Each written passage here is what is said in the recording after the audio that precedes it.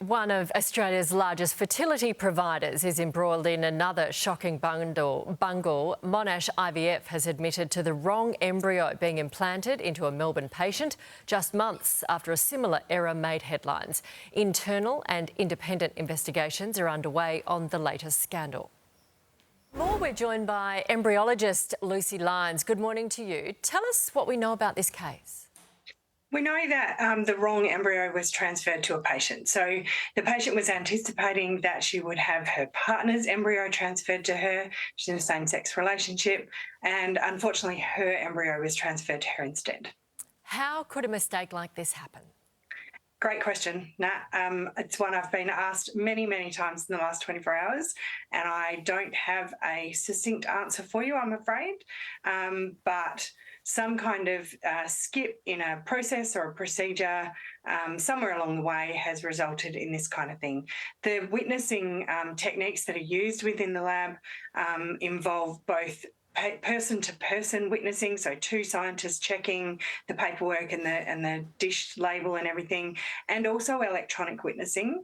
The weird thing in this particular case, though, is that because it was actually her own embryo, the electronic witnessing may not have picked that up as being an error.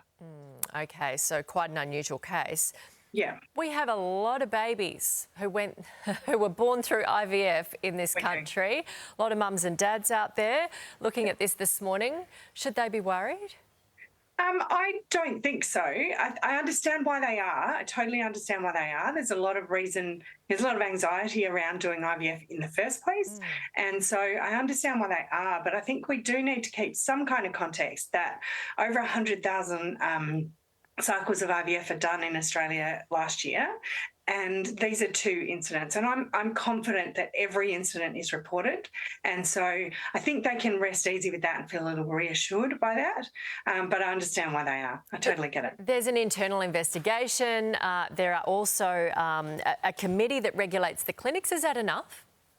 I think it is so far, but what I would like to see is embryologists being registered. So doctors, nurses, dietitians, all of these people are, you see the label on their title as accredited, practicing or registered or something like that. Embryologists don't have that same kind of protection. Okay. And I think it would be a really important next step as part of the 10-year framework of pulling all of the legislation together, that we include registration of embryologists in that.